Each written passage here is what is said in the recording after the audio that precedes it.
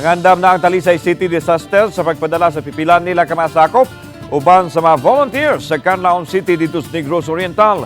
Kung gikinahanglan, kini aron makatabang sa mga apektadong pamilya. Hinoon, matod ni Alvin Santillana, ang Pangulo sa Talisay City Disaster Risk Reduction and Management Office, nga magpaabot sila sa request gikan sa LGU. Sa pagkakaron, pahimangno lang ni Santillana sa publiko nga kung mahimo pagsul-ob og face mask, ilabi na kadtong adunay sakit sa baga tungod sa nasigpatan nga presensya sa bagong volcanic smog sa pipila ka mga dapit sa Subo. Ilabi na sa bukirang barangay sa Talisay City. Hinoon, nagpaabot pa usab sila advisory gikan sa Office of the Civil Defense alang sa dugang rekomendasyon. Smart ang bukid. Also, probably that is the result of the eruption. Observe nila nga. Smog. Nanay kat may asphalt, no?